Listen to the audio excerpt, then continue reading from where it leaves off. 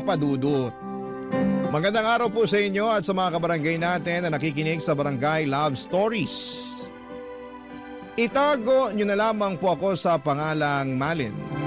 43 years old at nagtitinda ng tinapa at iba pang mga isdang pinatuyo dito sa palengke sa Quiapo. Tuwing tanghali ay hindi talaga mawawala ang pakikinig namin sa inyong programa at masasabi ko na naging parte na kayo ng araw-araw naming pagtitinda, Papa Dudut. Magkahalong saya at lungkot ang nararamdaman ko sa tuwing nakakapakinig ng mga kwento na ibinabahagi ng mga kabarangay natin. Isang araw ay naisip kong magpadala ng sarili kong istorya sa inyong istasyon. Buti na lamang at tinulungan ako ng anak ko para makapag-email sa inyong programa. Magsisimula ang kwento ko taong 2000 kung kailan 18 anyos pa lamang ako nang dalhin ng tiyahin ko dito sa Maynila mula sa probinsya namin sa Aklan. Bata pa lamang ay pangarap ko na talagang makatungtong sa lugar na ito dahil marami akong mga magagandang kwento na naririnig at nababasa tungkol sa Maynila. Pero dahil mahirap lang ang buhay namin sa probinsya ay natakot ako na baka hanggang pangarap na lamang ang lahat. Buti na lamang at minsang umuwi doon ang tiyahin ko na kapatid ng nanay ko para magbakasyon. Doon nakita at naranasan niya ang hirap ng buhay namin. Maswerte kasi siya dahil may negosyo siya ritong malaking sari-sari store at bakery dahil naglakas loob siyang lumuwas upang makipagsapalaran at magtrabaho noong kaedad ko lamang siya. Dito na rin siya nakapag-asawa kaya hindi ko mapigilang humanga sa kanya, Papa Dudut. Tapos, inalok niya ako kung gusto ko raw bang sumama sa kanya sa Maynila para tumao sa tindahan niya at ang sweldo ko ay ang pagpapaaral niya sa akin sa kolehiyo. Siyempre hindi na ako tumanggi at agad kong sinunggaban ang opportunity na yon, Papa Dudut.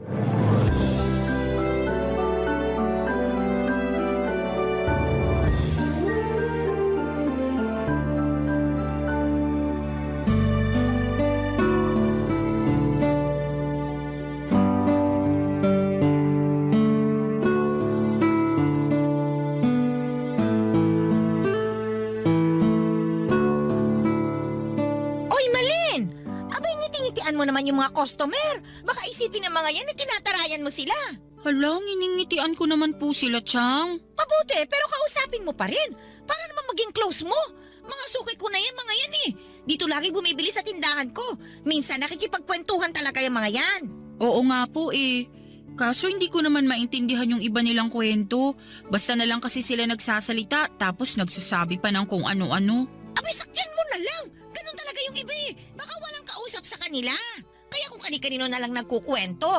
Pag nagkwento sa'yo, sagutin mo. Para lang kunwari nakikinig ka sa kanila. Aalis din naman yung mga yun. Sige po. Susubukan ko na po na mas makinig sa kanila. Ganyan talaga. Bawal dito sa tindahan ko yung hiya-hiya. Hindi ko lang po kasi mapigilan. Pakiramdam ko kakainin ako ng buhay ng ibang customer. Lalo na yung mga lalaki. Ha? Bakit naman? Kasi po kung makatingin para akong hinuhubaran eh. Sobra ka naman sa hinuhubaran. Baka naninibago lang sa'yo kasi nga bagong salta ka dito eh.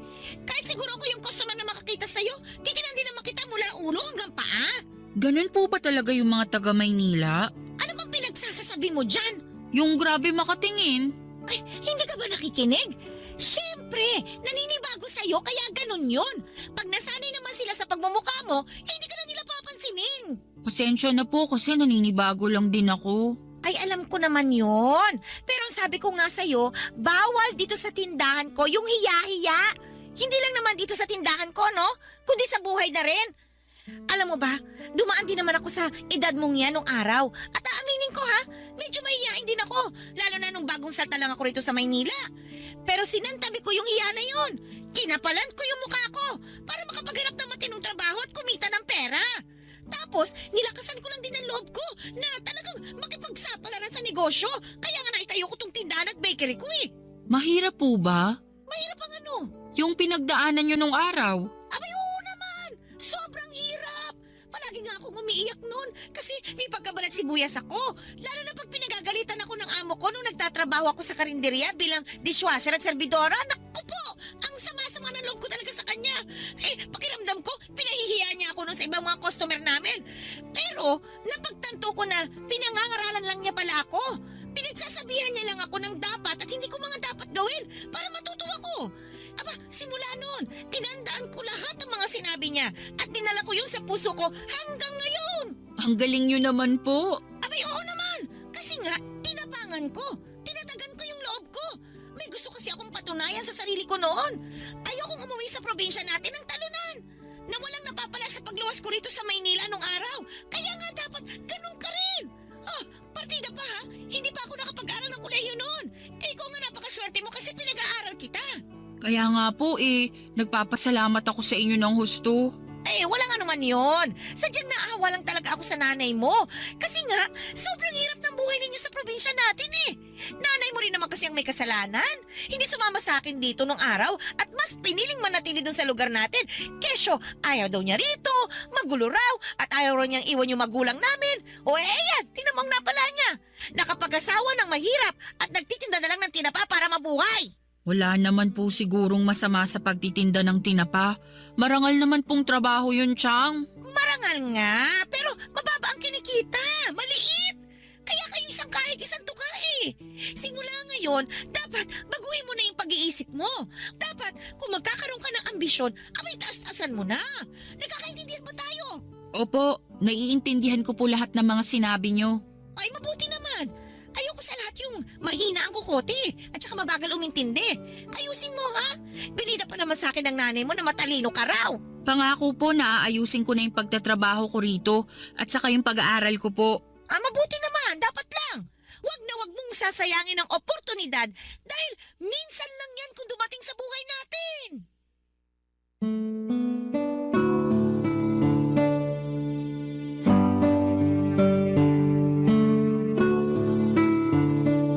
Papadudot, 6 kaming magkakapatid at ako ang pangatlo. Mangingisda ang trabaho ng tatay namin samantalang nagtitinda naman ang tinapa si nanay.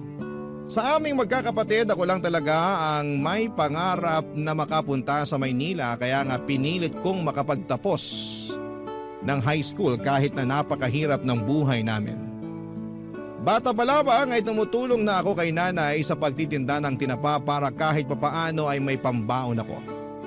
Sa kabila ng lahat, isang kahig at isang tuka pa rin ang pamumuhay namin.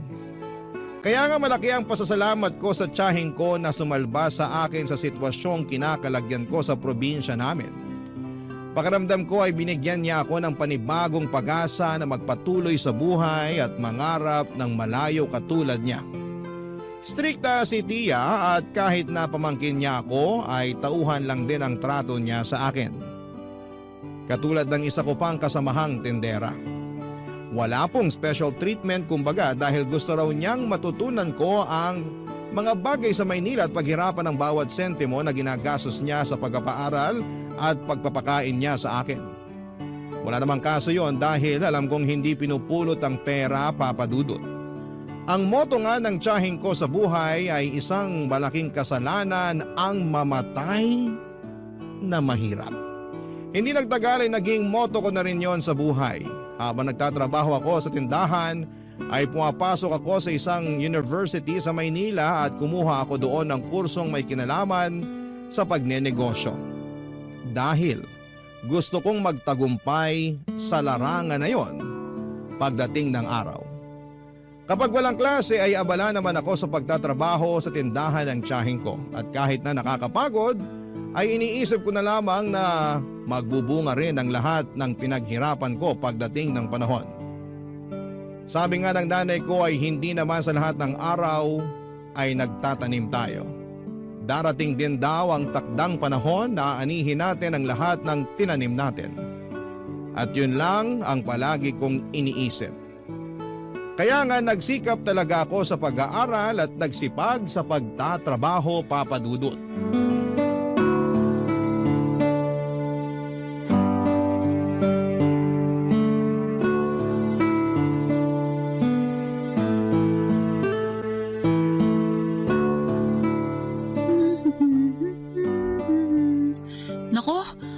dami namang duming nakasiksik sa sulok ng mga upuan. Buti na lang naisipan kong magwalis. Kung hindi, baka makita pa to ni Chang. Anong makikita ni Mama? Butiki! Sa gwapo kong to? Mukha akong butiki sa'yo? Hindi ko naman sinasadya, Jordan. Nagulat lang kasi ako dahil nandyan ka pala. Akala ko nandun ka sa kwarto mo. Kanina yon. Nagutom ako kaya lumabas ako. Kukuha sana ako ng pagkain sa ref kaso nakita kitang nakatuwad dyan. Anong nakatuwad? Ay, mali.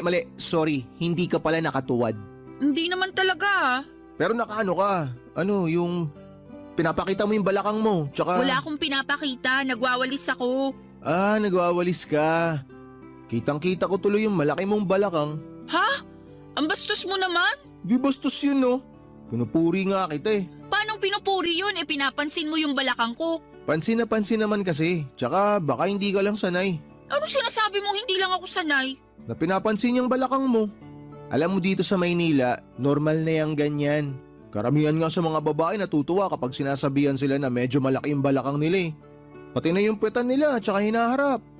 Tuwan-tuwa sila pagka napapansin yung mga yun. Dami kaya nangangarap ng ganyang katawan katulad sa'yo. Pasensya na pero hindi naman ako lumaki rito sa Maynila.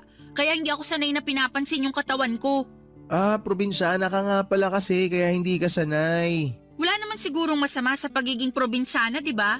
Wala nga. Pero kung kumilos kasi kayo para kayong nasa panahon ng kopong-kopong. Masyado kayong konserbatibo na wala na sa lugar. Lahat na lang binibigyan nyo ng mali siya.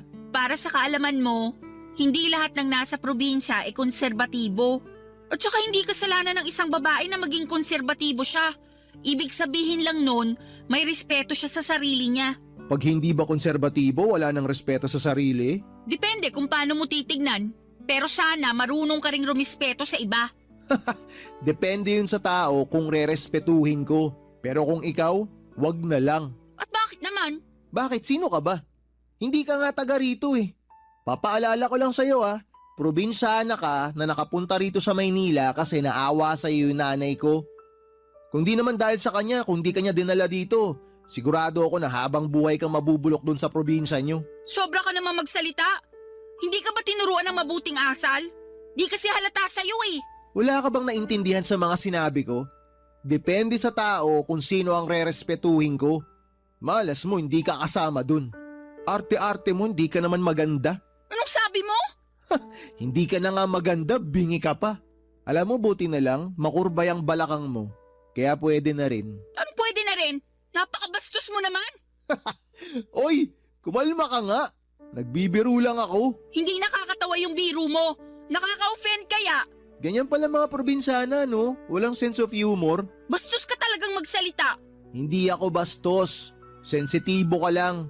Ay nako, makakuha na nga ng pagkain dito sa ref. Wow, hindi lang malaki. Malambot din. Napakabastos mo. Susumbong kita kay Jack. Sige, subukan mo. Malalagot ka sa akin. Bakit? Anong gagawin mo? Malalaman mo kapag nagsumbong ka. Kaya kung ako sa'yo, isara mo yung bunganga mo. Yan, ganyan. Manahimik ka. Kung ayaw mong gumulo yung buhay mo dito. Hoy, makinig ka.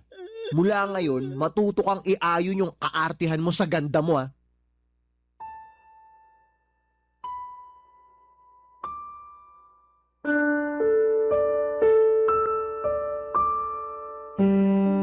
Papadudot, may 2 anak na lalaki ang tiyahing ko at si Jordan ang panganay.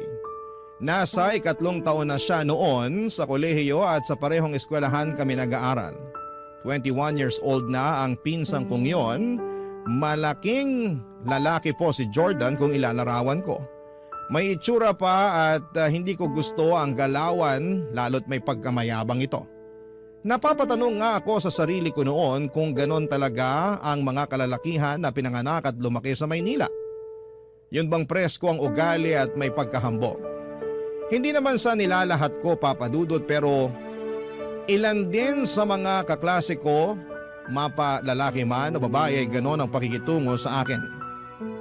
Sa totoo lang ay hindi ako komportable kapag nasa paligid ako ng pinsang kong si Jordan. Kakaiba kasi siyang tumingin at pakiramdam ko ay binabantayan niya ang bawat galaw ko. Nung una iniisip kong baka gusto lamang niya akong makilala ng mas malalim dahil nga sa magpinsan kami. Kaya nga lang habang tumatagal ay kinukutuban ako ng hindi na maganda sa kanya. Sa kabila ng lahat ay pinilit kong isantabi ang nararamdaman kong yon dahil ayaw ko siyang pag-isipan ng masama. Kahit minsan na nga na nabastos niya ako, Papa Dudut. Barangay Love Stories. Barangay Love Stories. Papa Dudut, may 2 palapag ang bahay ng tiyahin ko. At may maliit akong kwarto sa bahay nila na nasa unang palapag. Habang nakatira doon ay nakatoka ako sa paglilinis ng bahay tulad ng paghuhugas ng pinggan, pagwawalis ng sahig at paglilinis ng CR bago ako pumasok sa eskwelahan. O di kaya ay magtinda sa tindahan nila. Magkahiwalay ang tindahan at bahay ng tiyahin ko pero hindi naman malayo ang pagitan noon sa isa't isa. Nilalakad ko nga lang yon ng 3 minuto at nasa may bukana kasi yon ng barangay kung saan sila nakatira. Bale, ang pasok ko noon sa eskwelahan ay 5 araw na pare-parehong nagtatapos ng 3:00 ng hapon. Tapos nagjo-duty naman ako sa tindahan ng tiyahin ko bandang 4:00 hanggang 10:00 ng gabi. Umuuwi muna ako sa bahay nila para magpalit ng damit at magwalis ng sahig o di kaya ay maghugas ng pinggan. Pagka-uwi ko ng 10:00 ng gabi ay saka pa lamang ako mag-aaral kung may kailangang mapag-aralan o di kaya ay mag-aasikaso para makatulog na. Kaya lang isang gabi ay may nangyari na hindi ko po lubos na inaasahan.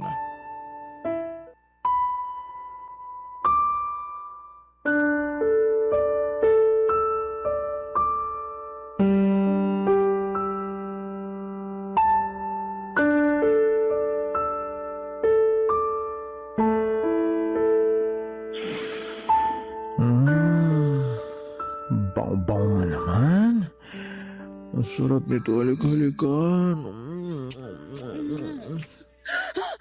ginagawa mo? Shhh! Huwag kang maingay. Mamaya may makarinig sa atin eh. Aray! Bakit mo ako tinadyakan? Nagtatanong ka ba talaga? Ikaw, bakit ginawa mo sa akin yan? Ginawa sa'yo ang ano? Yung pumasok dito sa kwarto ko, tapos hinahalik-halikan mo pa yung hita ko. Huy, pwede ba hinaan mo yung bibig mo?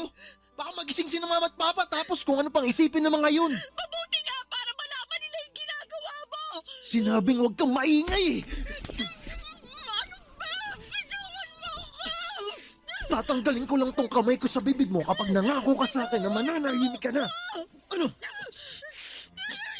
Hindi ko to tatanggalin hanggat hindi ka nangangako sa akin na hindi mo ko isusumbong kay na mama at papa. Mangako ka! Tumango ka kung naiintindihan mo ako. Tango! Buti naman nagkakaintindihan tayo. Ang sama-sama mo. Nakainom lang ako.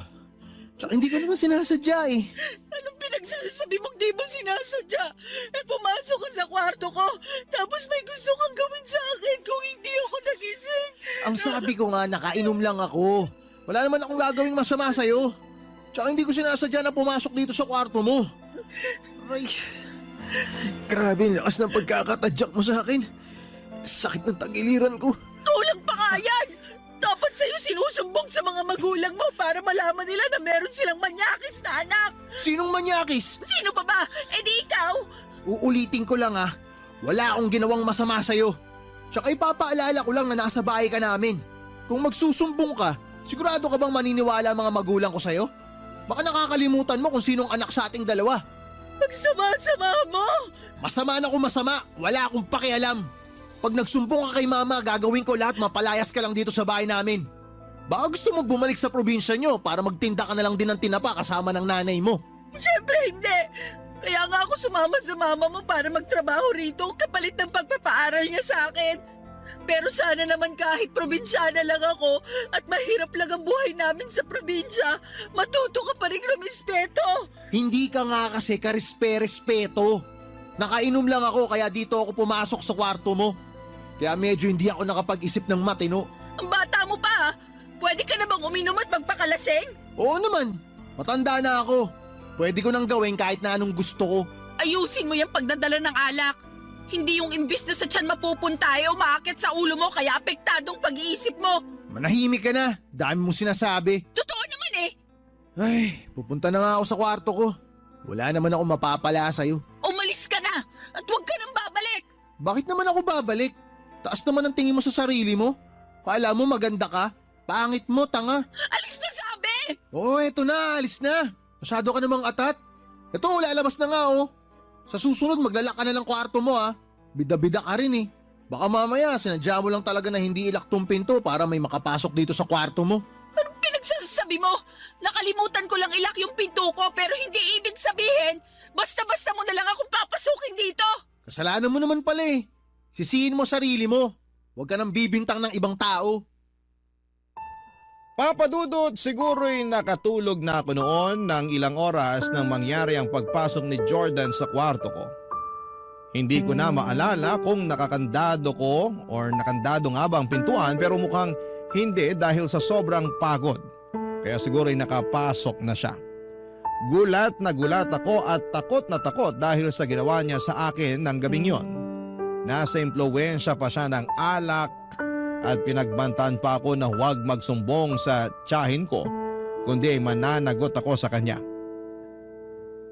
Ewan ko Papa Dudut pero para na lamang akong napipi at napatango na lamang sa kanya bilang pagsang-ayon ng gabing yon.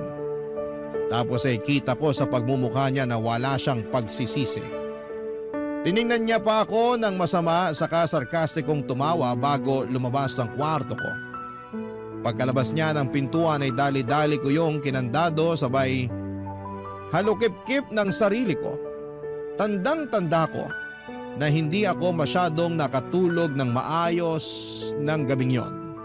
Hanggang mag-umaga sa takot na maulit pa ang mga nangyari, Papa Dudut.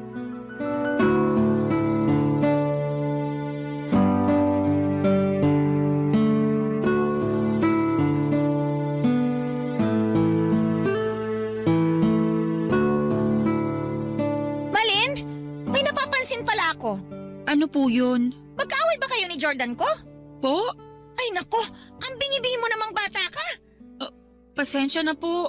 Ang sabi ko, kung magkaaway ba kayo? Hindi naman po. Bakit po? Eh hindi ko kasi kayo nakikitang nagpapansinan eh. Hindi mo kinakausap yung anak ko. Eh magpinsan naman kayo ah. Kaya napaisip ako kung magkaaway ba kayo o ano. Kinakausap ko naman po si Jordan kung may sasabihin ako sa kanya. Pero kung wala naman hindi ko na siya kailangan kausapin. Ah, ganun ba? Opo. Eh sayang naman kasi mabait pa naman yung anak kong yun. Alam mo ba, paborito ko yan kaysa dun sa kapatid niya eh. Pero pareho ko naman silang mahal dahil mga anak ko sila. Kaya lang, natatangi talaga yang si Jordan. Lagi ko nga yung ipinagmamalaki sa mga kumari at mga suki ko. Ah, okay po. Anong okay po? Yan lang ba ang sasabihin mo sa dami ng mga sinabi ko? Wala naman po akong ibang masasabi tungkol kay Jordan, kaya sumang-ayon na lang po ako sa inyo. Oh, sa bagay, tama ka rin naman. Ay nako, ipinagmamalaki ko talaga yung anak ko na yon. Napakasipag sa pag-aaral, mabait, simula pagkabata, masunurin yan, at saka marunong rumispeto. Oh, ano ba yung binubuntong-buntong hininga mo dyan? Naiinis ka ba? Sorry po, hindi ko lang napigilan. Oh, eh bakit ka naiinis? Kanino? Sa akin ka ba naiinis? Ha? Opo, kasi kung makapagsalita kayo, kung makapagsabi kayo ng mabait at marunong rumispeto yung anak nyo, parang kilalang-kilala nyo na siya. Anong sabi mo? Kung alam nyo lang sana yung ginawa ng magaling yung anak, baka magbago yung tingin nyo sa kanya. Bakit? Ano bang ginawa ng anak ko? Tsaka kanino? Sa'yo? Opo, Eh, teka, bakit ka ba umiiyak dyan? Ano bang ginawa sa'yo ni Jordan? binastos niya ako ng bagong dating pa lang ako rito. Tapos nung nakaraang gabi lang pumasok siya sa kwarto ko para pagsamantalaan. Bakit niyo po ako sinampal?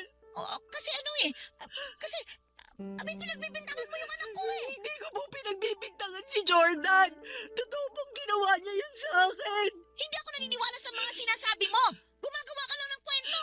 Bakit ko naman po gagawin yun? Ako nga yung agrabyada rito. Anong ikaw? Hoy, maghinay-hinay ka sa pagbibintang mo, Malin ha? Hindi ganyan ang pagkakakilala sinasabi ko? Mabait si Jordan! Marunong siyang rumispeto! Akala nyo lang yon, pero may tinatagong kabanyakan yung anak nyo. Pag hindi ka tumigil, palalayasin kita sa pamamahay ko! Ako na nga po yung naagrabyado. Ako pa yung palalayasin nyo. Malamang! Alam nga naman yung anak ko. Anak ko yun! Ikaw ay pamangkin ko lang! Kaya anumang oras, pwede kitang pauwiin sa probinsya natin! Please po, huwag niyo akong pauwiin sa amin sa probinsya. Ayoko po doon. Oh, ayaw mo pala pero bakit ganyan ang ugali mo? Kami na nga nagpatira sa'yo rito. Sinisiraan mo pa yung anak ko. Abay, napakawalang utang na loob mo naman. Hindi ko po sinisiraan ang anak niyo. Paninirang puri yan. Tsaka, wala ka namang ebidensya eh. Sigurado ako na napanaginipan mo lang yon. Ganyan din ako nung kaedad mo. Madalas akong bangungutin. Tapos akala ko nangyari talaga sa akin sa tunay na buhay. Pero panaginip lang pala ang lahat. Hindi po yun panaginip. Alam ko po. Sigurado po ako. Panaginip lang yon. Baka masyado ka lang pagod. Nung natulog ka, kaya na naginip ka ng masama. At saka, akala mo ba, hindi ko napapansin yung pagiging lutang mo? Po? Ano naman pong kinalaman nun? Malaki. Kasi nakikita ko na napakabagal mo mag-isip. Kapag may mga customer tayo, hindi mo kaagad naaasikaso kasi nakatulala ka lang dyan. Siguro nga dahil puyat ka. Ayusin mo kasi yung tulog mo. Papa Dudut, hindi ko na napigilan ang bibig kong makapagsabi ng totoo para kontrahin ang mga sinabi ng tiyahing ko tungkol sa anak niya. Alam kong nangako ako sa pinsang ko na mananahimik pero sa tuwing nakikita ko siya sa bahay, ng tiyahin ko ay bumabalik yung mga kasalanan niya sa akin. Bukod doon ay mukha rin naman siyang hindi nagsisisi, kaya nga hanggat maaari ay ginagawa ko ang lahat ng paraan para lamang hindi magkaroon ng interaksyon sa kanya. Pero imposible naman yon dahil nakatira kami sa isang bubong, kaya nga alam kong mapapansin ng tiyahing ko na iniiwasan ko si Jordan. At dahil tinanong na niya kung bakit ay nasabi ko na nga ang kadahilanan. Pero laking gulat ko nang magalit sa akin ng tiyahin ko. Tinawag niya akong sinungaling at inakusahang gumagawa ng kwento. Kaya naman nasaktan ako ng husto, Papa Dudut. Mas masakit pa yung naramdaman ko sa kaloob-looban ko kesa sa sampal na ibinigay niya sa akin, Papa Dudut. Barangay Love Stories. Barangay Love Stories. Papa Dudut, dahil sa mga nangyari ay nagbago na lang bigla ang pakikitungo sa akin ng tiyahin ko. Akala ko nga ay papalayasin na niya ako sa kanila pero hindi naman pala. Pinag-aral pa rin niya ako at nagtatrabaho pa rin ako sa tindahan niya. Pero lalo niya akong trinato na parang hindi na niya ako kaano-ano, kaya naman labis akong nalungkot, Papa Dudut. Inisip ko pa nga na sana nananahimik na lamang ako at pinalagpas ang ginawang kabastusan ng aking pinsan at sana'y hindi ko na lang sinabi sa tiyahin ko. Mabilis na lumipas ang 4 na taon nang makapagtapos na ako sa kolehiyo. Plano ko na noong maghanap ng ibang trabaho para makaipon ng pera at makabukod na, pero hindi naging ganon kadali ang pakikipagsapalaran ko sa paghahanap ng mapapasukan, kaya sa bahay pa rin ang tiyahin ko ako umuwi. Tumutulong pa rin ako sa tindahan niya nang walang bayad. Hindi na sa bahay nila nakatira si Jordan matapos nitong makipag-live-in sa girlfriend nito 1 taon pagka-graduate niya sa college. Kaya nga aminado ako na nakahinga ko ng maluwag dahil hindi ko nakasama sa iisang bubong ang manyakis kong pinsan. Isang araw ay nag-decide ang tiyahin ko kasama ang tiyo ko at anak nilang bunso na umuwi ng probinsya ng kanyang asawa sa Samar dahil meron daw emergency doon. Hindi ko na alam kung ano yung emergency pero sa akin nila ibinili ng bahay nila. Nabantayan ko raw hanggang makauwi sila. Wala naman problema sa akin yon lalo't 5 araw lang naman sila noon. Kaya lang nung huling gabi na nila sa probinsya ay umuwi na lang sa bahay si Jordan. Nalasing na naman. At ako kaagad ang pinagdiskitahan niya matapos ko siyang pagbuksan ng pinto. Tinulak niya ako sa sofa at agad na pinatungan. Pero bago pa siya may magawa sa akin ay natuhod ko na ang kanyang pagkalalaki. Tapos mabilis akong tumakbo sa kusina para kumuha ng kutsilyo sabay tutok sa kanya. Doon na siya nahimasmasan at nakipag-areglo sa akin. Nagsorry siya at nakiusap na ibaba ko na ang kutsilyo. Wala naman talaga akong plano na saksakin siya pero namumuro na siya ng mga panahong yon. Nagawa lang daw niya yon dahil nilayasan daw siya ng kinakasama niya pero hindi ko na siya pinakinggan. At agad akong nagkulong sa kwarto ko ng gabing yon. Kinabukasan ay maagang dumating si Tia sa bahay Papa Dudut.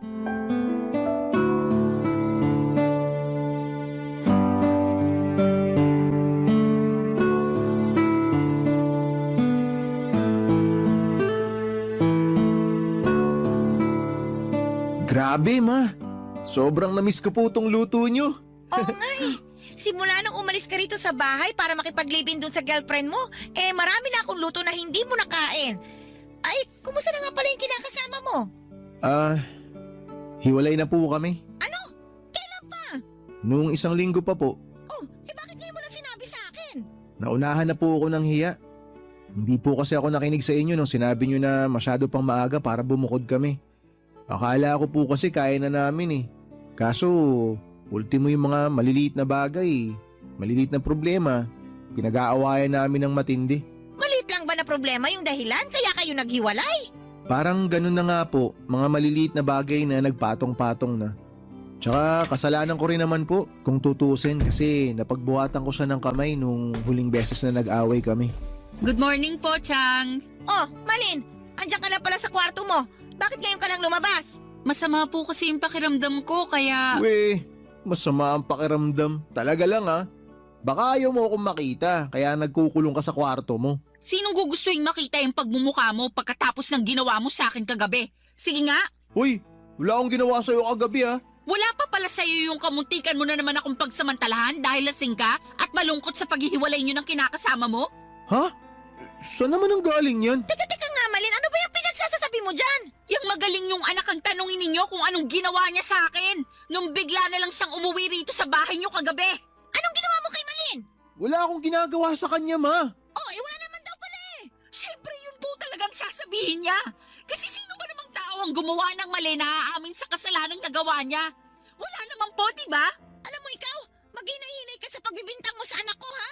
Pag hindi ako talaga nakapagtimpi, baka masampal na naman kita. Huwag niyo naman po sanang kampihan yung anak niyo, Chang. Natural, anak ko to eh. Malamang kakampihan ko siya. Kahit na gumawa siya ng mali, ikakampihan niyo pa rin dahil anak niyo? Ganun po ba yun? Hoy, wala akong ginawang mali sa'yo. Masyado kang imbento. Ikaw ang sinungaling! Ang kapal ng mukha mong walang yaka. Ma, huwag ka maniwala sa babaeng yan. Sinisiraan niya lang ako sa inyo. Bakit ko naman gagawin yun? Anong mapapala ko? Alam ko na gusto mong gawin. Kinukuha mo loob ng mama ko kasi sip-sip ka. Tumigil na nga kayo, pwede ba? Naiingayan na ako sa inyo eh. Tsaka, mahiya naman kayo sa mga natutulog sa itaas. Paano na lang pag binaba tayo rito ng tatay mo? Ha, Jordan? At magtanong kung bakit tayo nagsisigawan dito. Sige nga! Bakit po ako tinatanong nyo? Bakit di nyo pagsabihan niyang si Malin? Kaya nga! O ikaw namang babae ka. Ano ba talagang problema mo, ha? Bakit ba lagi mo nalang pinagbibintangan itong anak ko? Hindi po ako nang bibintang. Totoo po yung sinasabi ko. Siyempre hindi dinay ni Jordan yun. Wala akong i-deny kasi wala namang kailangang i-deny. Wala akong ginawang masama sa'yo. Maraming beses mo na akong ginawa ng masama. Pinsan mo pa naman ako, pero hindi mo na ako nirespeto. Hoy! Maghinay-hinay ka sa pagsasalita ng ganyan sa anak ko, ha? Baka nakakalimutan mo kung sino ka lang sa pamamahay na ito. Hindi ko po nakakalimutan at nagpapasalamat po ako kasi pinatira niyo ako rito sa bahay niyo at pinag-aral. Pero pakiramdam ko hindi na po ako ligtas dito kasama yung anak niyo. O anong gusto mong gawin ko? Kung uuwi na ulit dito si Jordan at dito na siya titira, alam nga namang siya mag-adjust sa'yo. Kung ganyan lang din pala na may issue ka dito sa anak ko, bakit hindi na lang ikaw lumayas? Total, tapos na naman kitang pag-aralin eh. Kaya bahala ka na sa buhay mo. O ngayon, para malinaw sa ating dalawa, simula sa araw na ito, pinalalayas na kita dito sa bahay ko. Papa Dudut, wala na akong nagawa para baguhin ang isip ni Tia nang palayasin niya ako sa pamamahay nila. umiyak na lamang ako at tinitigan ang masama ang pinsang kong si Jordan bago sila tinalikuran para mag-impake ng gamit at damit ko. May sinabi pa ang tiyahin ko tungkol sa pagiging walang utang na loob ko. Pero hindi ko na siya masyadong pinakinggan. Dali-dali akong umalis sa bahay nila kahit na wala pa akong kain at ligo ng mga panahong yon. Sa totoo lang ay gustong-gusto kong magsumbong sa pulis. Pero natakot ako sa pwedeng gawin sa akin ng tiyahin ko. Pinagbantaan din niya ako na magpapakalat siya ng masamang kwento tungkol sa akin sa probinsya para masira ko. Kaya naman hindi niyo ako masisisi kung pinanghinaan ako ng loob ng mga sandaling yon. Siguro ako pa rin talaga yung probinsyana na kinuha niya sa Aklan at pinag-aral sa Maynila. At kahit na ilang taon na ako rito ay hindi ko pa rin nagawang baguhin noon ang dati kong sarili. Na mahiyain at mahina ang loob. Kaya naman mas pinili ko na lamang na kimkimin ang lahat at nag-focus sa paghahanap ng trabaho habang naghahanap ng matutuluyan. Sobrang hirap dahil naranasan kong matulog sa kalsada nung araw lalo at wala pa akong nahahanap na mapagkakakitaan. Buti na lamang at may mabuting loob na tumanggap sa akin bilang tindera at tagahugas ng pinggan sa isang kainan kaya nagsimula na akong kumita ng pera. Gustong-gusto ko nang umuwi noon sa Aklan. Pero ayaw ko pa rin naman dahil wala pa ako kaya nag-ipon na lamang ako ng pera para may panggastos ako, Papa Dudut. Mabilis na lumipas ang 9 na taon na kapag-asawa na ako rito at nagkaanak. Tapos ay nakarating na lang sa kaalaman ko na namatay na pala ang pinsang kong si Jordan matapos masangkot sa isang aksidente sa motor. Dahil awang-awa ako noon sa tiyahin ko ay pinuntahan ko siya sa bahay nila dahil gusto kong makiramay sa kanya kaya lang ay hindi na pala ako welcome doon, Papa Dudut.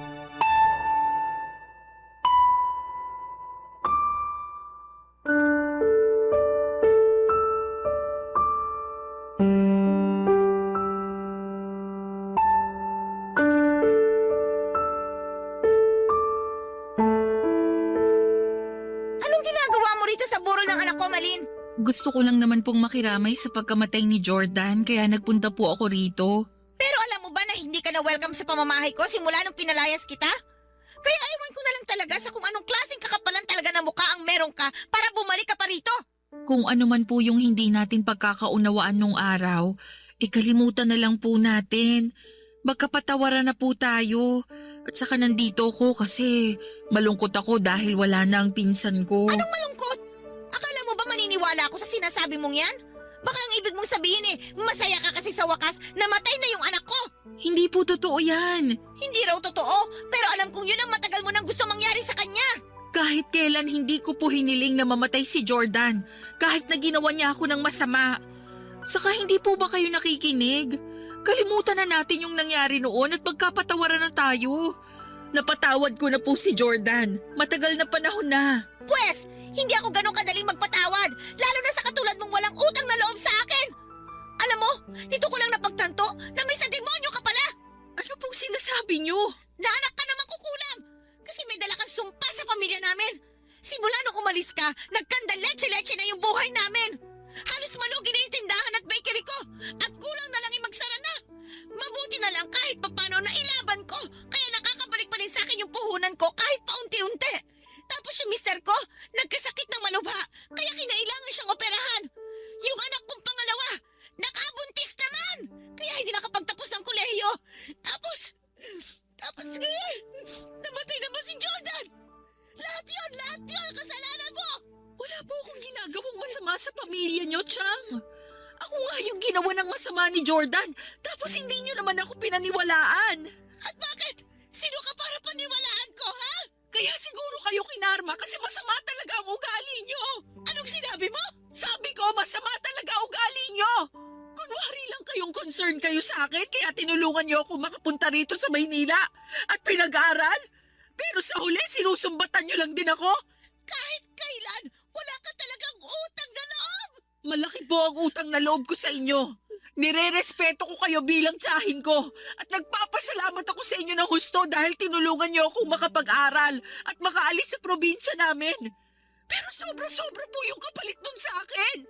Wala po kayong alam kung paano ako nabuhay sa takot at kaba pag nasa paligid yung anak niyo. Simula nung ginawa niya ako ng masama. Tapos kayo na inaasahan kong magiging kakampi ko, hindi pa naniwala sa akin. Kung ano-ano rin pong masasakit na salita ang sinabi niyo sa akin na kinimkim ko lang sa dibdib ko kasi umaasa ako na mawawala rin yon. Kaya nga pumunta ako rito ngayon para makiramay sa inyo. Kaya lang pinapasama niyo na naman yung loob ko. Sana kasi hindi ka nalang pumunta dito eh. Sana hindi ka nagpakita sa akin. Kasi ayaw ko naman makita yung pagmumukha mo talaga. At kahit ano pang sabihin mo, hindi ako naniniwala na wala kang dalang malas. May sakampon ka ni Satanas! Kaya lumayas ka na ngayon sa harap ko! Hindi niyo na po ako kailangan palayasin dahil aalis po talaga ako. O ano pang hinihintay mo? Pasko? Bagong taon? Alis na! At wag ka nang magpapakita pa sa akin! Papadudot, pinagsisihan ko na po na pumunta pa ako sa burol ng pinsan ko matapos akong ipahiya at palayasin ng tiyahin ko. At kahit na hanggang makauwi ako sa bahay namin ay iyak ako ng iyak. Nagsumbong agad ako sa asawa ko at sinabi niya sa akin na huwag na raw akong magpakita sa tiyahin ko o bumalik pa sa bahay nila kahit kailan. Bagay na sinang-ayunan ko naman. Hindi ko lang mapigilang malungkot dahil sincere naman at seryoso ang pakikiramay ko sa kanya ng panahong yon. Pero siguro'y hindi na talaga kami magkakasundo pa. Nasaktan lang din ako noong sinabi niyang may dala akong kamalasan at sumpa sa pamilya nila samantalang ako na nga ang ginawa ng masama ng anak niya noon. At hindi niya ako pinaniwalaan kaya siguro'y nakarma sila. Pero hindi naman ako humiling noon. Baka kusa lang talagang binigay sa kanila yon ang kapalaran. Simula noon ay pinutol ko na nga ang ugnayan sa tiyahin ko at sa pamilya nila. Kung tatanungin ninyo ako, kung may balita pa ako sa kanila ay wala na po masyado. May naririnig po akong kwento mula sa iba naming kamag-anak na may sakit daw ang tiyahin ko pero hindi ko na po kinumpirma pa. Siguro may bahagi sa akin na natatakot nang magpakita sa kanya dahil baka sumbatan niya lang ulit ako at pagsalitaan ng masama at masakit. At ayoko na ulit na mangyari yon, Papa Dudut. Sa kasalukuyan, pamilya ko na lamang at negosyo ang iniintindi ko. Alam ko na hindi madali ang pinagdadaanan ko noong araw at sa kamay pa mismo ng kamag-anak ko. Pero nagpapasalamat pa rin po ako sa Diyos. Dahil hindi niya ako pinabayaan, Papa Dudut. Na sa tuwing nangyayari yon ay nililigtas niya pa rin ako. Kaya naman, sa kanya ang kapurihan. Hanggang dito na lamang po ang sulat ko, Papa Dudut. Maraming salamat po sakaling mapili po ninyong i-ere ang kwento ng buhay ko. God bless and more power sa Barangay Love Stories. Ang inyong forever kapuso at kabarangay, Malin. Dear Papa Dudut, magandang tanghali po sa inyo. Sumulat po ko sa inyo para i-share ang isang nakakatuwang alaala ko mula noong kabataan ko na hanggang ngayon ay hindi ko pa rin makakalimutan. Isa itong kwento na tiyak akong makakarelate ang lahat lalo na sa mga kaedaran ko na dumaan sa parehong henerasyon. Tawagin niyo na lamang po ako sa pangalang Jepong, 38 years old at isang city guard. Ang kwento ay nangyari 16 years ago. Di pa uso noon ng Facebook at isa pa lamang akong hamak na binatang tambay noon. Wala pang social media ng panahon namin.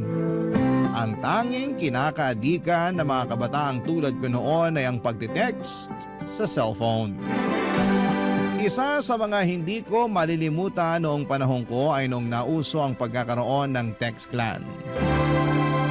Para sa mga hindi po nakakaalam, sa mga Gen Z, ang clan ay grupo ng mga taong karaniwan ay hindi magkakakilala na nagmula pa sa iba't ibang mga lugar. Ang mga miyembro nito ay araw-araw na nag-uusap sa text, nag-update sa mga kaganapan sa buhay nila at nagsisend ng mga kung ano-anong quotes sa pamamagitan ng group messaging. Sa panahon ngayon, ang tawag naman dito ay group chat. Pero sa panahon namin, sa halip na isahang pag-send ang ginagawa sa message namin ay mano-mano namin po itong pinapadala.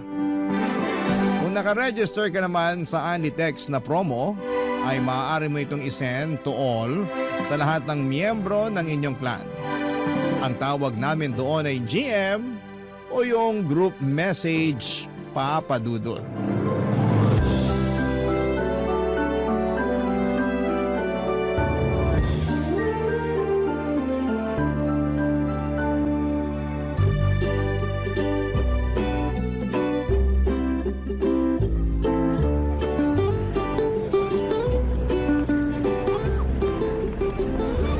Ano na naman tong GM na sinend mo? Lyrics yan ng bagong kanta. Ganda no? Relate ka ba? Tungkol yan sa taong iniwan. Ang drama mo naman. Paano ka makaka-relate sa ganyan wala ka namang nobya? Bakit? Yung may girlfriend lang ba kailangang makarelate sa lyrics ng mga kanta? Hindi naman, pero ang corny kasi. Dapat yung mga nakakatawang joke ang gini-GM mo para nakaka-good vibes. Sus, di mo lang alam kasi yung kanta eh. Hindi nga, tsaka hindi ako interesado. Hindi naman ako mahilig sa mga banda-banda na yan eh. Kaya di ka makarelate sa kung anong sikat ngayon eh. Sa bagay, matanda ka na pala. 27 lang ako, boy. 5 taon lang pagitan natin. Kung makapagsalita naman to. Matanda na yun. Ikaw nga yata pinakamatanda sa clan natin ngayon eh. Sira ulo to. Pasalamat ka nga, sinali pa kita sa clan eh. Nakasali nga, pero ang boring naman ng clan mo. Wala man lang maayos na kausap dun. Puro bata kasi. Tapos iilan lang yung kaidara natin dun. Sinali lang din naman kasi ako ng katrabaho ko dun, pampatay oras. Pero kung naghahanap ka ng mas magandang grupo, may bagong clan na nagre-recruit sa akin ngayon. Talaga? Oo, bawal ang bata dun. Walang menor de edad. Kaya mas maganda to kaysa sa clan na meron tayo ngayon. Sali mo ako, dali. Kung gusto mong sumali, kailangan mo munang umalis sa current clan natin ngayon. Bakit naman? May rules sila na 1 clan per person lang eh. Hindi sila tumatanggap ng taong member na ng ibang clan. Bakit daw? Ewan ko. Exclusive lang daw sila eh. Ang dami naman nilang alam. Clan lang naman yan eh. Hindi lang yun kasi basta-bastang clan. Halos lahat ng member doon, sobrang close na nila sa isa't isa. Magkakaibigan na sila.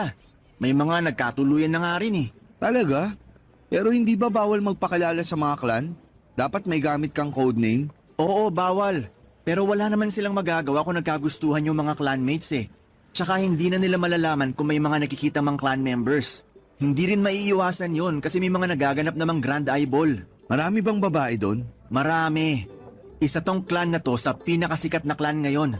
Dami ngang sumasali eh, kaya pili lang talaga yung kinukuha nila. Tsaka may limit lang ata yung bilang ng members. Paano ba makasali? Kailangan may kakilala kang member. Yung katrabaho ko, member ngayon dun. Pwedeng-pwede niya tayong ipasok kung sakali. Sali tayo. Alis na tayo sa clan natin ngayon. Puro coach lang naman nare-receive kong text sa kanila eh. Sige, sasabihan ko yung katrabaho ko. Baka sakaling dito na ako makahanap ng girlfriend. Malay mo. Balita ko, madalas silang nag-grand eyeball eh. At ang sabi, marami raw magagandang babae sa clan nila. Gusto ko yan. Para makakilala naman tayo ng bagong kaibigan. Teka lang, itetext ko na yung katrabaho ko. Nag-send yun nung nakaraan ng form na kailangang sagutan eh. Teka, kailangan pa bang magbigay ng personal information? Oo, pero yung mga admin lang naman na makakaalam ng impormasyon na ibibigay mo. Bawal pa rin magpakilala. Pero dapat alam ng mga admin yung totoong pagkakakilanlan mo. Para kung sakaling may masamang mangyari o kung may gawin kang hindi maganda, madali ka lang nilang matuntun. Nakakatakot naman pala yung clan na yan. Nakakatakot kung may plano kang gumawa ng masama. Pero kung ang hanap mo lang naman ay kaibigan o girlfriend, mag-i-enjoy ka rito. Yun ang sabi ng katrabaho ko. Hindi ko pa naman nararanasan kaya hindi ko pa masasabi kung totoo yung mga yun. Hindi ka ba sasali? Sasali ako kung sasali ka. Oo, sasali ako. O sige, paalam na lang muna tayo sa clan natin bago tayo sumali sa bago para matanggap tayo agad. Sige, uunahan ko nang magpaalam kay admin. Tandang-tanda ko pa. Palagi noong nauubos ang pera ko para lamang makapag-load ng Anlitext at Anlicall para lamang makapag-update ako sa clanmates ko. Mahal kasi ang bayad kada text noon kaya kailangan mag-register sa mga promo. Isang requirement sa grupo namin noon ay kailangan naming mag-send ng group text sa lahat ng clan members kahit gaano pa ito kawalang kwenta. Ang ginagawa ko noon ay nagsasend ako ng mga quotable quotes kada hapon at kung sino man ang mag-reply sa message ko, ayun na ang nakakausap ko lalo na kapag bored ako. Bawal ang magbigay ng totoong pagkakakilanlan kapag miyembro ka ng clan. Meron kaming kanya-kanyang code name noon at ang gamit ko dati ay Emo Punk 57 para medyo rebelde ang datingan. Ang code name na yon ay laging nakalagay sa dulo ng bawat text message na pinapadala namin na siyang nagsisilbing naming signature. Tuwing nagkakaroon kami ng bagong miyembro ay nagpapakilala sila sa pamamagitan ng ASL o yung tinatawag na age, sex, location. Kasama ng code name nito. Required sa amin na isave ang number nila para maisama sila sa send to all list namin. Kung tama ang memorya ko, Papadudot, nasa mahigit 50 na katao ang miyembro ng clan namin noon. May ilan na mula pa sa Rizal, Cavite, Lucena, Batangas, Pampanga at kung saan-saan pa. Isa sa mga miyembro nito na hindi ko makakalimutan ay si Lady Maldita na naging textmate ko noong panahong yon, Papadudot.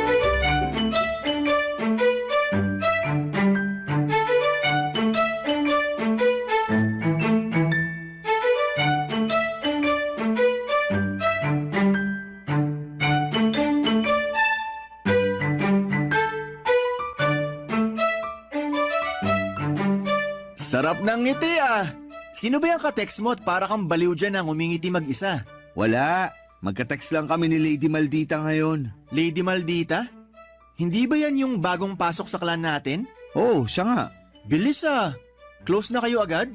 Winelcome ko lang siya tapos nagtuloy-tuloy na yung usapan namin. Kausap ko rin yan nung nakaraan eh. Talaga? Anong pinag-usapan nyo? Wala naman, kung ano-ano lang. Pero masarap siyang kausap, no? Oo, ang kulit nga niya sa text eh. Hindi siya nag-uusapan. Kaya minsan hindi ko namamalayan yung oras. Ilang oras na pala kaming magkausap. Malayo siya sa codename niya na Maldita kasi hindi naman siya Maldita talaga. Tinanong ko nga siya kung bakit Lady Maldita yung codename niya. Oh, anong sabi? Wala lang daw. Trip lang daw niyang gamitin yung salitang Maldita para cool daw pakinggan. Kung sa bagay, emo punk nga yung codename mo. Eh hindi ka naman emo. Mas lalo sa'yo. Dark Knight 69? Superhero ka?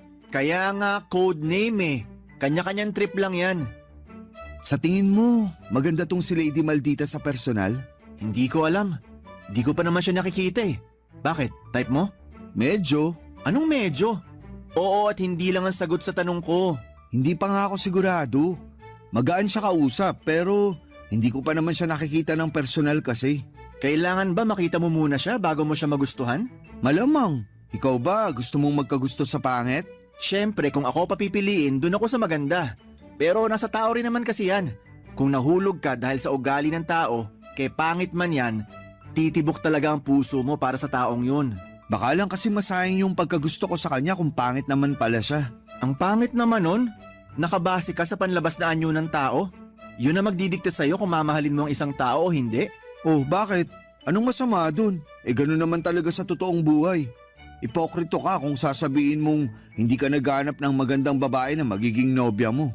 Hindi. Hindi ako ganung tao. Mas gugustuhin ko na lang yung babaeng totoong mahal ako at mahal ko kaysa sa taong gusto ko lang kasi maganda siya. Napakabuti mo namang nilalang. Wala akong magagawa kung yun ang gusto mo. Basta ako, alam ko kung anong gusto ko. Bata ka pa nga talaga kung mag-isip. Matanda ka na kasi. Sira ulo. Paano kung pangit si Lady Maldita? Sa akin na lang siya? Bakit? Type mo rin si Lady Maldita? Bakit naman hindi? Katulad ng sinabi mo, magaan siya kausap. Totoo yun. Parang may tinatago siyang talino kasi may sense of humor din siya. Hindi siya boring. Di natin masabi. Baka magustuhan ko rin siya. Loko ka, aagawin mo pa siya sa akin. Bakit? Sa'yo ba siya para maagaw ko? Magkausap lang naman kayo ah. Tsaka ikaw mismo nagsabi na hindi ka pa sigurado kung magugustuhan mo siya kasi hindi mo pa naman nakikita yung mukha niya. Kahit na, ako nauna sa kanya. Bakit? May pila ba? Hindi to first come first serve. Kung sino magustuhan niya, yun ang panalo. Nakikipagkompetensya ka ba sa akin? Bakit? Takot ka? Ba't naman ako matatakot sa'yo? Di hamak naman na mas lamang ako sa'yo. Yun naman pala eh. Eh di may the best man win na lang. Ako na yun. Huwag ka nang mag-aksaya ng oras. Huwag ka masyadong pakampante. Magugulat ka na lang ako na pala yung pinili. Nek-nek mo. Taas ang tingin mo sa sarili mo eh. Hanggang ngayon wala ka pang nobya. Malay natin si Lady Maldita na yun. Sa akin mapupunta si Lady Maldita. Sisiguraduhin ko yun. Tingnan na lang natin kung kanino siya mauuwi.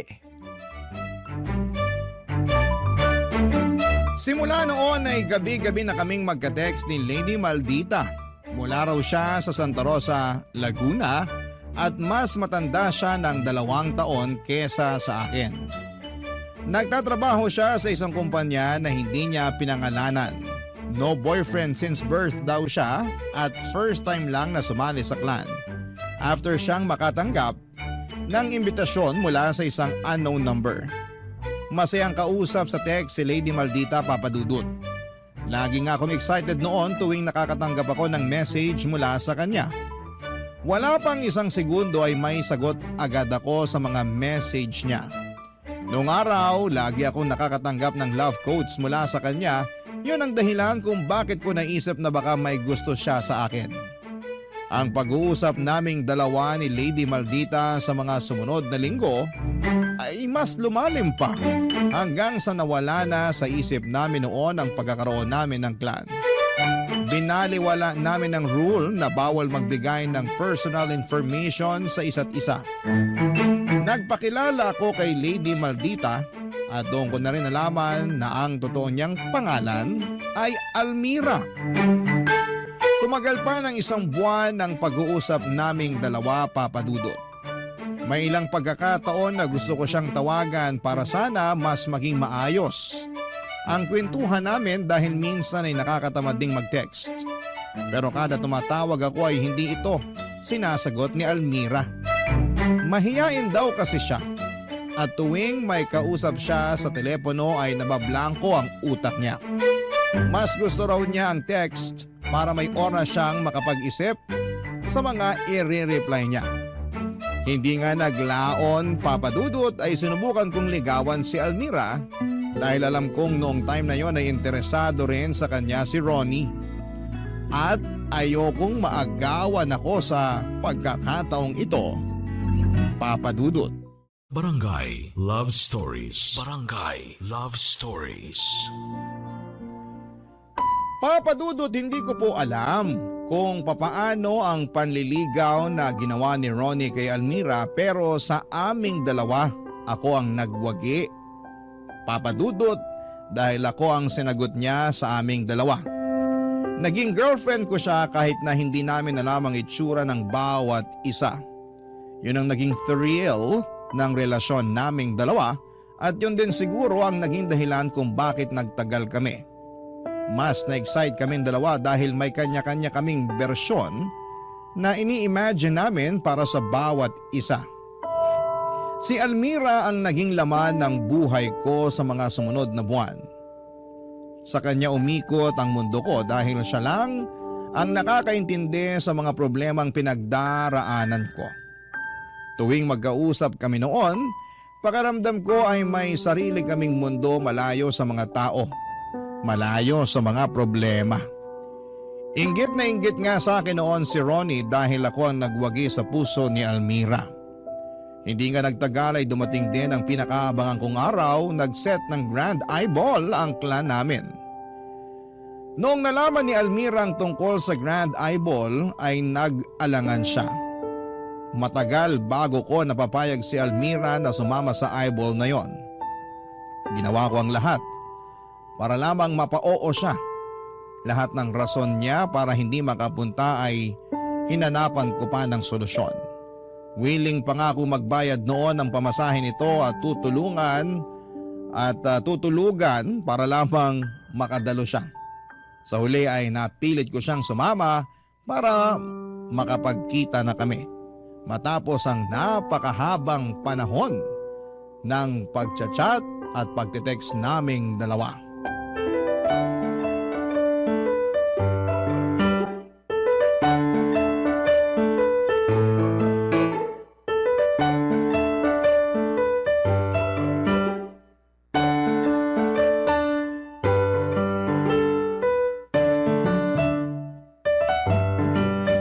Jepong, manlibre ka naman dyan oh, kahit soft drinks lang. Sa akin natambay ka pa talaga magpapalibre? Wala akong pera. Ikaw nga tong dapat manlibre. Ikaw yung may maayos na trabaho sa ating dalawa. Pecha de peligro ako ngayon. 20 pesos na nga lang natitira sa pitaka ko eh. Puro barya pa. Kung bakit kasi sobrang gastador mo? Nakalimutan mo yata na breadwinner tong kausap mo. Winner saan? Sira, breadwinner. Ang ibig sabihin nun, ako yung bumubuhay sa pamilya ko. Ah, yun pala ibig sabihin nun. Akala ko nanalo ka. Ano palang plano mo sa Grand Eyeball ng clan natin? Pupunta ka ba? Siyempre naman. Yun na yung pagkakataon namin ni Almira para magkita. Talagang seryoso na yung relasyon nyo ni Almira. Oo naman. Anong akala mo sa amin? Naglalaro lang ng bahay-bahayan? Swerte mo. Ikaw yung pinili sa ating dalawa. Sabi ko naman sa'yo, ako yung pipiliin eh. Kung naniwala ka lang sana sa akin, hindi ka na nag-aksaya pa ng oras. At least sinubukan ko. Talunan man, wala akong pagsisisi. Wala ka naman sigurong tampo sa akin dahil hindi ka pinili. Ba't naman ako magtatampo? Ano ako, bata? Masaya nga ako na may girlfriend ka na ngayon. Matagal mo na yung hiling kaya bigay ko na yan sa'yo. Inggit ka no? Sus! Ako? Maiinggit? Marami pang babae dyan. Hindi ko kaiinggitan yung girlfriend mong walang muka. Pero, paano pala kung hindi mo siya type? Paano kung pangit siya? Malaki ang tiwala ko na maganda tong si Almira. Paano mo nasabi? Basta, Hindi pa ba sapat yung naging ugnayan yung dalawa na kung sakali mang hindi siya kagandahan magugustuhan mo pa rin siya? depende na lang siguro. Paanong depende? Hindi ko masabi sa ngayon eh. Tingnan na lang natin kung ano yung mararamdaman ko kapag nakita na namin ang isa't isa. Tsaka, wag natin pangunahan yung sitwasyon. Malay ba natin kung maganda naman pala si Almira, di ba? Binibigyan lang naman kita ng paalala. Dapat hindi ka masyadong mag-expect. Baka mamaya sa sobrang taas na expectation mo, madismaya ka lalo. Teka, ba't mo ba pinagpipilitang pangit si Almira? Nagkita na ba kayo? Hindi ah. Nagkita na kayo no, kaya ka ganyan makapagsalita. Uunahin niya makipagkita sa akin kesa sa'yo mismo na boyfriend niya? Mag-isip ka nga, Jepong, kung ano-ano iniisip mo dyan. Ang sa akin lang naman, ano man yung maging itsura ni Almira, sana tanggapin mo pa rin siya. Swerte ka kung maganda siya, pero paano kapag hindi?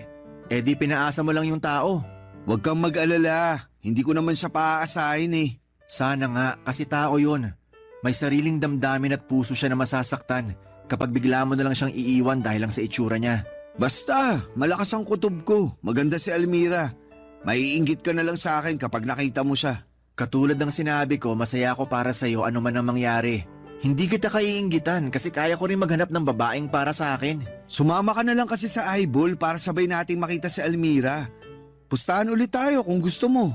Wag na. Bigay ko na sa iyo yung araw na yon. Para sa inyong dalawa yon. Nagsaselos ka lang yata kaya ayaw mong pumunta sa eyeball. Jepong, sayong-sayo na si Almira. Huwag mo akong problemahin kasi marunong akong tumanggap ng pagkatalo. Sige, ikaw bahala. Tawagan mo kaya siya? Ayaw nga niya ng ganun. Awkward daw siya sa tawag. Bakit naman? Hindi ko alam. Basta, hindi raw siya mahilig sa mga tawag-tawag na ganyan. Nape-pressure daw siya. Weird ah. Parang may tinatago. May tao bang hindi mahilig sa tawag? Meron, yung mga mahihain. Kapatid ko nga ayaw din sa ganun eh. Magkikita naman na kayo eh. Wala naman na sigurong kaso kahit magtawagan pa kayo sa cellphone. O sige, susubukan ko siyang tawagan ulit. Kahit na alam kong hindi naman niya ako sasagutin. Ilang beses ko na siyang sinubukan tawagan. Ayaw talaga niya. Eto na, tatawagan ko na.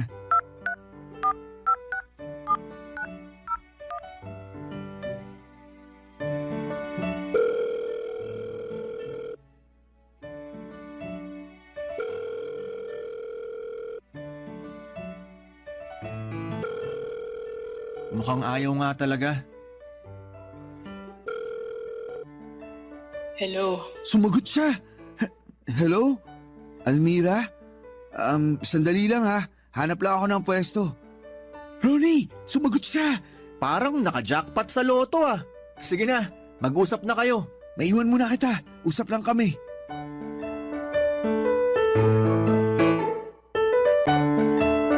Bagay na bagay ang boses ni Almira sa inimagine ko, Papa Dudut. Mas lalo tuloy akong na-excite dahil nabigyan ko na ng boses ang babaeng ilang buwan ko nang kausap. Kung pwede lang sana noong gabi-gabi na lamang kaming magtawagan kaso'y ayaw talagang sumagot ng tawag minsan si Almira. Gawa nga na may anxiety daw siya pagdating sa mga ganong klase ng pag-uusap. Kahit papaano naman ay minsan ay pinagbibigyan pa rin niya akong kausapin ko siya sa tawag kapag nakukulitan na siya sa akin. Sapat na para sa akin yon, Papa Dudut. Habang binibilang namin ang araw bago ang Grand Eyeball ng clan ay kung ano-ano ng plano ang binuo namin ni Almira kapag nagkita kami. After Eyeball ay nangako siya sa akin na mag-i-stay muna siya sa Maynila para magkasama pa kami ng mas mahaba. Para mapaghandaan ang unang pagkikita namin ni Almira ay nagpagupit pa ako noon at bumili ng bagong damit. Gusto ko kasi na presentable ako kapag nakita niya ako para hindi siya ma-disappoint sa akin. Hindi rin naman ako kapangitan, Papa Dudut. Alam kong may kaunting ibubuga rin naman ang itsura ko kaya sigurado ako noong hindi siya mate-turn off sa akin kapag nakita na niya ang itsura ko. Sa isang malaking mall ginanap ang Grand Eyeball ng clan namin, Papa Dudut. Halos nasa 30 katao din ang dumating na mula pa sa iba't ibang mga lugar. Ang pinakamalayo na sigurong miyembro namin ay dumating pa mula sa Tarlac. Pero sa 30 katao na miyembro na nagpakita noong araw na yon, wala si Almira. Ang huling text niya sa akin noong araw na yon ay nasa biyahe na raw siya.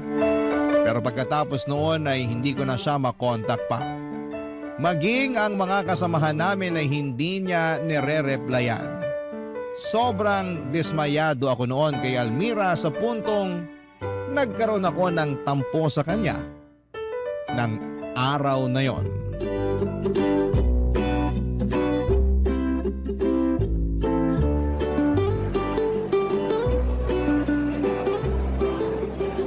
Saya pala ng mga ganong Grand Eyeball, no?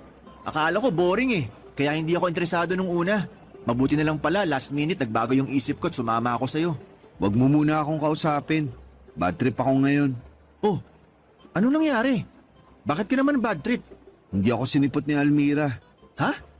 Hindi siya dumating? Nung nagkahiwalay tayo kanina, akala ko kikitain mo na siya. Yun dapat ang plano. May napag-usapan kaming meeting place para mas mauna kaming magkita. Dapat sabay kaming pupunta sa Eyeball. Kaya kita pinauna kanina. Kasi gusto kong ako yung maunang makakita sa kanya. Kaya naman pala hindi kita makita kanina eh. Akala ko naman, mas pinili niyong umalis na lang para mag-date sa labas. Buong araw, hinintay ko siya sa meeting place namin. Walang Almira na dumating. Pero bakit daw?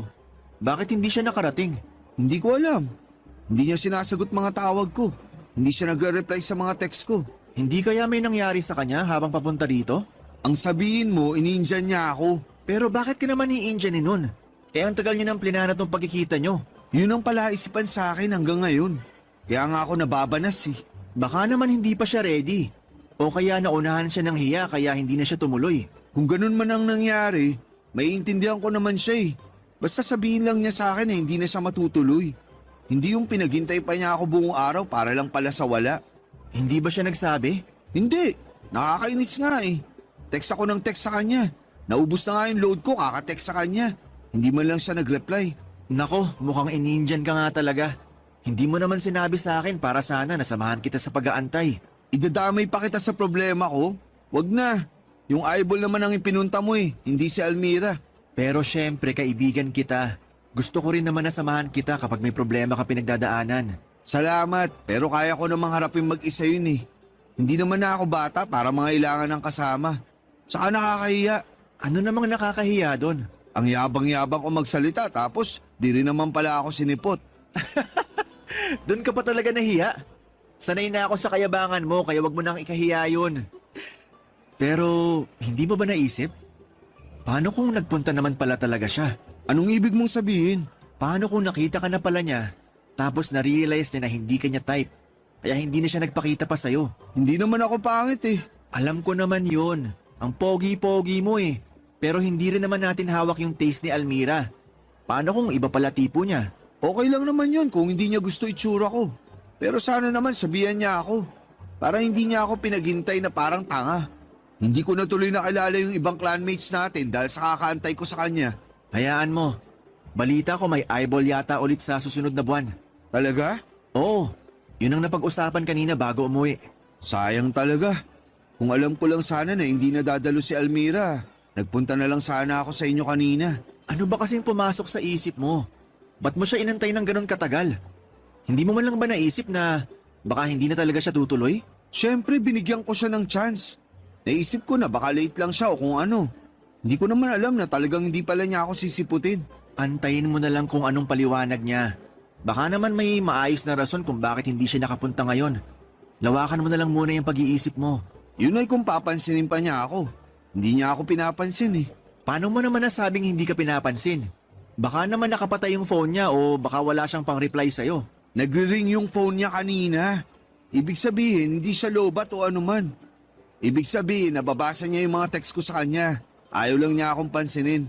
Ganito na lang gawin mo. Pagka uwi mo, magpalamig ka muna ng ulo. Tsaka mo siya i-text ulit. Alamin mo muna kung bakit hindi ka niya sinipot. Tsaka ka mag-decide kung anong gagawin mo sa kanya. Bahala na. Yun ang gawin mo. Gusto mo kumain muna tayo bago tayo umuwi? Napagod ako sa eyeball eh. Ginutom ako. O sige, tara. Baka sakaling mawala tong inis ko. Kinabukasan, Papa Dudut, ay isang mahabang text message ang pinadala sa akin ni Almira. Sa sobrang haba nito ay nahati pa ang text sa 3 long message dahil limitado lang ang bilang ng salita na pwedeng ipadala sa text noon. Nagsimula si Almira sa paghingi ng tawa dahil hindi siya nakadalo sa eyeball na ilang linggo ring naming inabangan. Saka siya nagpaliwanag na hindi raw siya nakapunta dahil nagkaroon ng emergency sa bahay nila. Isinukod sa paggamutan ng nanay niya dahil bumaba raw ang sugar level nito at buntik nang mapahamak ang kanyang buhay. Ang galit na naramdaman ko noon ay biglang napalitan ng pag-aalala. Agad ko rin naman siyang pinatawad sa ginawa niyang pang-Indian sa akin dahil naintindihan ko naman na mas mahalaga ang pamilya kesa sa pagkikita naming dalawa. Marami pa naman kaming pagkakataon para magkita uli kaya hindi ko na lamang ito masyadong dinibdib. Sa halip ay nangako sa akin si Almira na babawi na lamang siya sa akin sa mga susunod na araw. Sa katunayan, siya mismo ang nag-set ng bagong araw ng pagkikita namin. Ilang araw ang hinintay ko para sa pagkikita namin ni Almira. Hindi na nga ako makapag-focus sa mga ginawa ko noon dahil sobrang excited ako sa meet-up naming dalawa. Ang dami kong planong gawin sa kanya kapag nagkita na kami, Papa Dudut. Kaso nga lang, nang dumating ang araw ng paghaharap naming dalawa ng girlfriend ko, ay nadismaya lamang ako, Papa Dudut.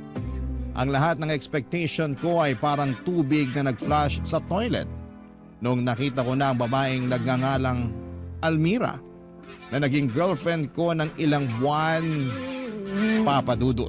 Barangay Love Stories. Barangay Love Stories. Papa Dudut, sa isang mall sa Parañaque kami nag-decide na magkita ni Almira. Siya mismo ang pumili ng lugar na yon kaya pinagbigyan ko siya. Sobrang dami ng tao noong araw na yon dahil araw ng Sabado. Ang malala ay nagloloko pa ang network provider ko noong araw na yon. Hindi ako makapag-register ng only calls at text kaya limitado lang ang text na naipapadala ko kay Almira habang hinihintay ko siya dahil baka maubusan ako ng pang-contact sa kanya. Noong araw na yon ay sobrang lakas ng kabog ng dibdib ko dahil matagal ng panahon kong hinihintay ang pagkikita naming dalawa. Sa huling text niya sa akin ay nakasuot daw siya ng itim na t-shirt at pantalon. Halos suyurin ko na ang buong mall para lamang maghanap ng babaeng nakaitim at nakapantalon. May punto pa nga noong isang babae ang nilapitan ko dahil saktong siya ang iniisip kong itsura ni Almira. Kaso napahiya lamang ako dahil hindi pala siya si Almira, Papa Dudut. Mahigit 2 oras na akong naghihintay noon nang bigla-bigla ay tumigil na naman sa pagbibigay ng update sa akin si Almira. Nang mga oras na yon ay nagsimula na ako magkaroon ng hinala. Ganon na ganon kasi ang ginawa niya sa akin noong eyeball. Bigla na lang siyang tumigil sa pagre-reply. Pakiramdam ko ay hindi na naman niya ako sisiputin.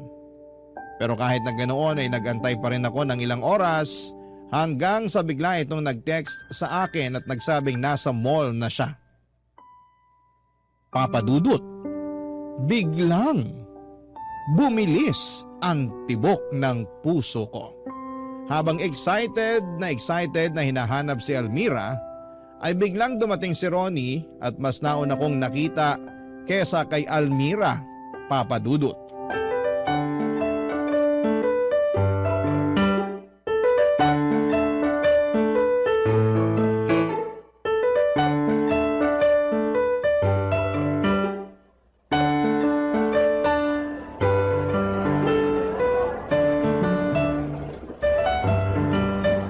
Jepong, Oh, Ronnie, anong ginagawa mo rito?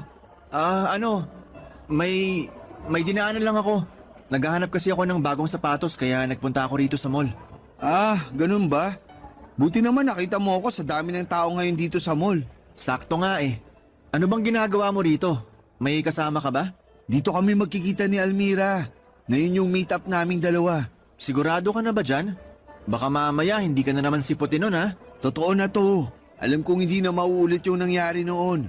Kapag ginawa ulit yun ni Almira, alam niyang magagalit ako sa kanya. Kaya sigurado ako ngayon na magkikita na talaga kami. Gusto mo samahan muna kita magantay para naman hindi ka maboring dito? Sige, pwede naman para may makausap din ako. Sige, maupo na ako rito. Itong Almira ba na to? Gano'n na ba kalalim yung pagtingin mo sa kanya? Seryoso na talaga ako sa kanya. Sobrang nahulog na yung loob ko kay Almira. Na kahit ano man ang itsura niya, kahit pangit siya, tatanggapin ko talaga siya. Talaga? Ganon ka na kaseryoso sa kanya? Kahit na hindi pa kayo nagkikita? Oo eh. Hindi ko alam kung bakit pero para bang ang tagal na naming magkakilala? Alam niya yung mga trip ko eh. Tanggap niya yung pagkatao ko. Maliban sa'yo, siya lang siguro yung taong nakakaintindi sa akin. Kaya kahit buong araw pa ako maghintay sa kanya rito, aantayin ko talaga siya. Kulang na nga lang ako na mismo pumunta sa kanila eh. Ba't di mo ginawa? Ayaw niya. Strict daw yung parents niya. First time lang daw kasi niya magkaroon ng boyfriend kaya baka mabigla yung mga magulang niya kapag nakita nila ako. Kaya siguro natatakot siyang makipagkita sa akin nung una kasi kinakabahan siya. First time lang niyang makipagrelasyon eh. Ganon ba? Oo, kaya hindi ko siya minamadali. Pero ngayon, ang dami kong plano para sa amin ngayong araw. Pagdating niya, hindi ako magsasayang ng oras. Susulitin ko tong buong araw na magkasama kami. Jepong, may sasabihin sana ako sa'yo. Ano yun? Paano kung hindi pala totoo si Almira? Ha? Anong hindi totoo? Ano yun? Multo siya, ganon? Sorry. Oh, bakit ka naman nagsusorry sa akin? May nagawa ka bang kasalanan? Huwag ka sanang magagalit sa akin pero Pero ano? Ano yun? yung kausap mong Almira, ako yun. Ha? Paano ikaw yun? Okay ka lang? Anong tinira mo ngayon? May dalawa akong SIM card. Yung isa, yun ang gamit kong pang text sa'yo bilang Almira. Teka lang. Sinasabi mo na ikaw si Almira? Ikaw yung katext ko? Ibig mong sabihin, wala talagang Almira? Oo, ganun na nga. Sorry, alam kong mali yung ginawa ko pero… Seryoso ka ba? Ikaw yung kausap ko ng ilang buwan? Ikaw yung nakaka-text ko gabi-gabi na pinagsasabihan ko ng mga sikreto ko? Ako nga, pasensya ka na kung… Anong trip mo? Bakit mo ginawa yun sa akin? Gusto ko lang naman na mas makilala pa kita eh. Makilala? Matagal na tayong magkaibigan. Ano pang gusto mong malaman sa akin? Tsaka bakit kailangan mo pang magpanggap na babae para lang kilalanin ako? Gusto mo akong kilalanin tapos solokohin mo ako? Ano yun? Hindi ko naman kasi alam na mauuwi yun sa ganito kaseryosong sitwasyon eh. Hindi ko naman alam na mahuhulog ka sa ka-text mo lang. Ginawa mo akong tanga. Anong klaseng kaibigan ka? Inuto mo ako na may kausap akong Almira tapos ngayon ka lang magsasabi ng totoo? Langya, ilang buwan yun, Ronnie? Ilang buwan mo akong ginagago? Masaya ka ba sa ginawa mo? Masaya ka ba na para akong asong nauulol sa taong gawa-gawa mo lang pala? Siyempre hindi. Pero bakit mo ginawa yun? Hindi ko maintindihan. Hindi talaga. Bakit kailangan mo pa magpanggap? Bakit kailangan mo pa akong gawing tanga? Walang sense eh. Para saan yung ginawa mong yun? Sorry talaga. Ang galing mo, grabe. Best actress kang ugok ka. Nung tinawagan ko si Almira, sino yung babaeng nakausap ko sa cellphone? Katrabaho ko yun. Kinakonsyaba ko siya na sagutin yung tawag mo kung sakaling tawagan mo si Almira. Iniwan ko sa kanya yung SIM card na gamit ko. At naganap ka pa talaga ng kasabwat sa panluloko nyo sa akin? Galing! Asalamat ka, kaibigan pa rin ang turing ko sa'yo ngayon. Kung hindi, kanina ko pa nasapak yung pagmumukha mo. Jepong! Antanan mo ako, buwisit ka. Makalis na nga. Huwag mong ipapakita yung pagmumukha mo sa akin. Bubugbugin talaga kita kapag nakita ulit kita. Jepong, sandali lang! Hindi ko alam kung bakit nagawa sa akin ni Ronnie ang bagay na yon. Okay lang sana kung isang araw lang ang tinagal ng panlolokong yon, pero ilang buwan siyang nagpanggap na si Almira para lang gawin akong tanga. Pinaasa niya ako. Pinaibig niya ako sa isang taong hindi naman pala totoo. Sobrang galit ang naramdaman ko kay Ronnie ng panahong yon. Ilang araw ko siyang hindi pinansin kahit makailang beses niya akong tinext at tinatawagan. Sinubukan din niya akong puntahan sa bahay pero ayaw ko siyang harapin dahil baka kung ano pa ang magawa ko dahil sa sobrang galit ko sa kanya. Pakiramdam ko noon ay para kong bata na pinaikot lamang ni Ronnie. Hindi ko maisip kung anong klaseng trip ang gusto niyang gawin at kung ano man ang rason niya ay hindi yon nakakatuwa. Dahil sa nangyari ay umalis ako sa clan namin at dinilit ko na lahat ng contact ng clanmates ko na nakasave sa cellphone ko para matahimik ito mula sa kakatunog. Nakatulong ang ginawa kong yon para makalimot ako sa ginawang panloloko sa akin ni Ronnie. Nakakainis mang isipin, Papa Dudut, na sobrang dali kong nahulog sa ganong klaseng panloloko. Kung iisipin, ilang beses na akong hindi sinipot noon ni Almira, ayaw din niyang tinatawagan ko siya. Doon pa lang dapat ay nagkaroon na ako ng hinala. Pero dahil sa pag-ibig ay nabulag ako. Kaya madaling nauto ang puso ko. Pagkalipas ng ilang linggo ay hindi namin pagkikita at pag-uusap ni Ronnie ay nagpumilit siya pumunta sa bahay para personal na humingi ng tawad. Pero nung hindi ko siya kinita, ay naghintay siya sa labas ng bahay hanggang sa nakakita siya ng pagkakataon na makausap ako ng masinsinan. Kahit ayaw ko, ay hinarap ko siya para malaman ang sagot kung bakit niya nagawa sa akin yon. At nagulat ako sa revelasyong kanyang ginawa, Papa Dudut.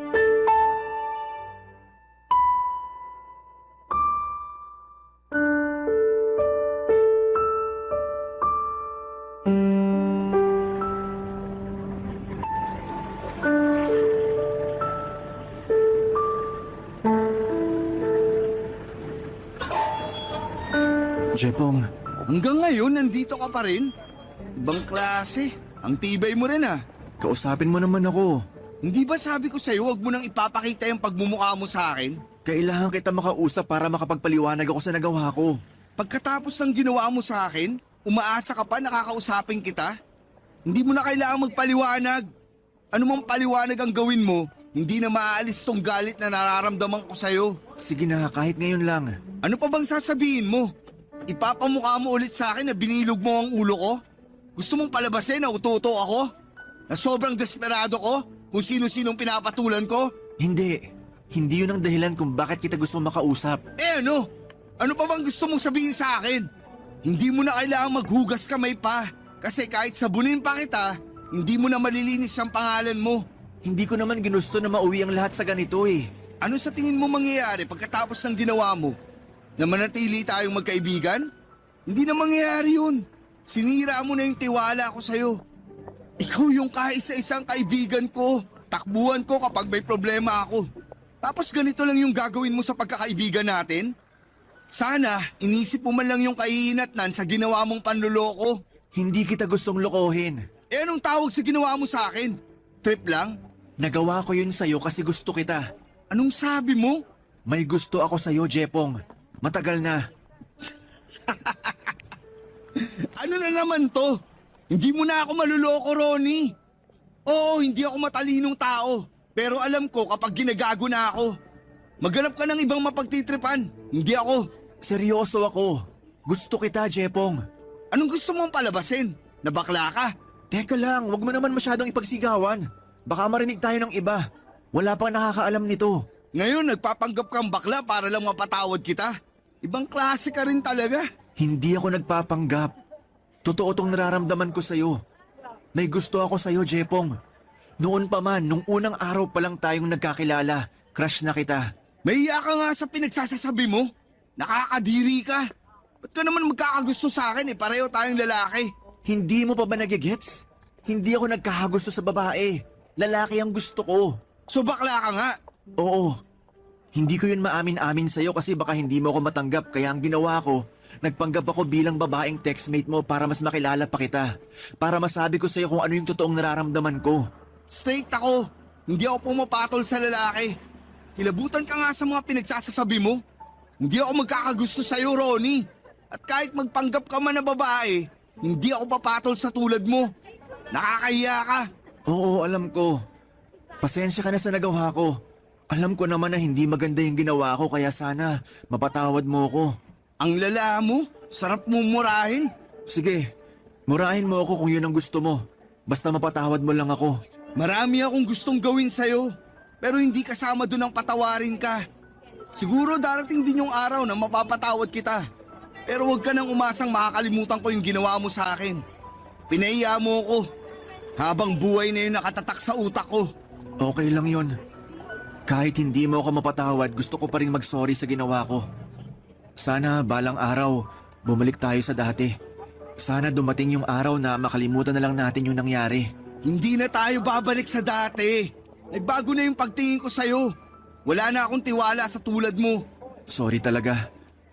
Kung sa ganito lang din mauuwi yung pagkakaibigan natin, pwede bang atin-atin na lang yung nalaman mo?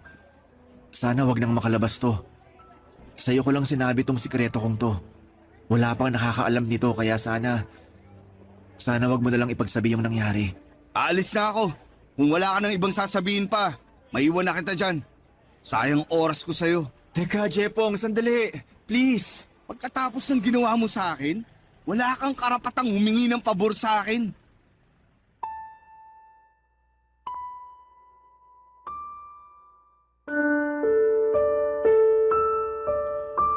Aaminin ko, Papa Dudut, na tinayuan ako ng balahibo sa mga sinabi sa akin ni Ronnie.